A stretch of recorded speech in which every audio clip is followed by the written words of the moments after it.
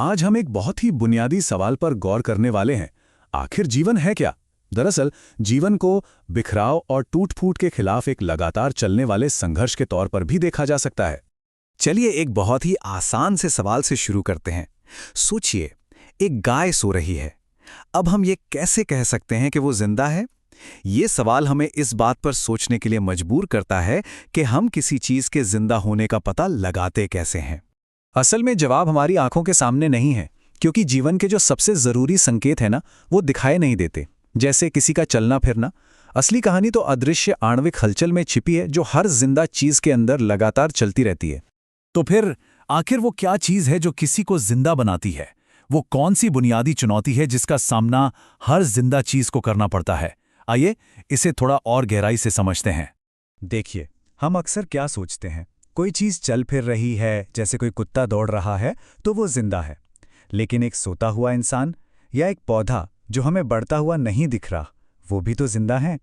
मतलब साफ है, सिर्फ हिलना डुलना ही जिंदा होने की पक्की निशानी नहीं है। तो असली कहानी कहाँ है?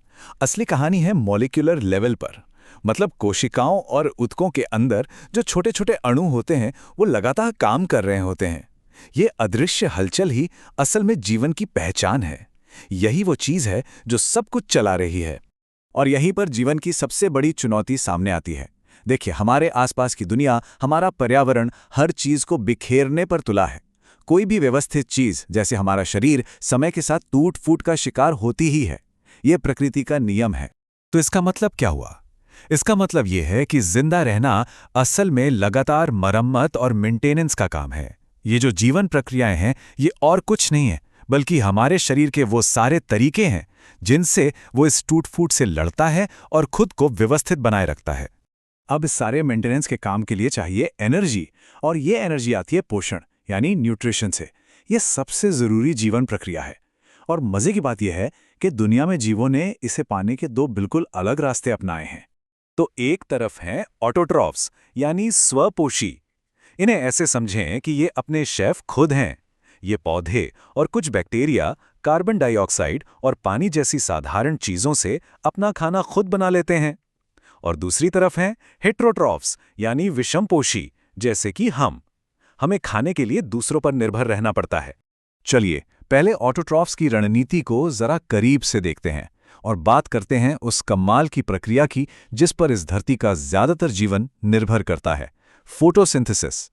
फोटोसिंथेसिस या प्रकाश संश्लेषण, इसे आप प्रकृति का सोलर पावर प्लांट कह सकते हैं। ये वो प्रक्रिया है जिसमें पौधे सूरज की रोशनी, पानी और हवा से कार्बन डाइऑक्साइड लेकर अपने लिए खाना यानी कार्बोहाइड्रेट्स बनाते हैं।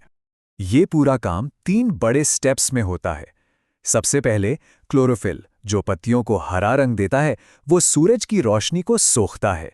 फिर इस लाइट एनर्जी को केमिकल एनर्जी में बदला जाता है और आखिर में इसी केमिकल एनर्जी का इस्तेमाल करके कार्बन डाइऑक्साइड को कार्बोहाइड्रेट्स यानी पौधे के खाने में बदल दिया जाता है। और सोचिए, अगर पौधे को ये सारी एनर्जी एक साथ नहीं चाहिए तो कोई बात नहीं, वो इसे स्टार्च के रूप में स्टोर कर लेता है ताकि बाद में काम आ सके। ये बिल्कुल वैसा ही है जैसे हम अपने घर में एक्स्ट्रा खाना फ्रिज में रख देते हैं। तो ये तो हुई ऑटोट्रॉफ्स की कहानी। अब पासा पलटते हैं और चलते हैं हेट्रोट्रॉफ्स की दुनिया में। और इसे समझने का सबसे अच्छा तरीका है हमारे अपने पाचन तंत्र यानी डाइजेस्टिव सिस्टम को समझना।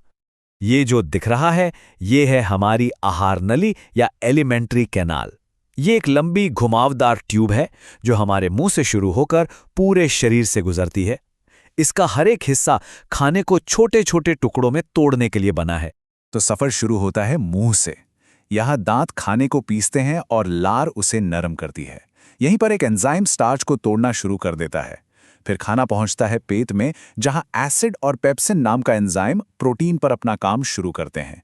लेकिन असली एक्शन होता है छोटी आंत में। यहाँ लिवर और पैंक्रियास से आने वाले एंजाइम प्रोटीन, फैट, कार्बोहाइड्रेट सबको उनके सबसे सरल रूप में तोड़ डालते हैं। अच्छा, खाना तो टूट गया, पर अब उसे शरीर में पहुंचाना भी तो है। यहीं पर छोटी आंत की अंदरूनी दीवार काम आती है।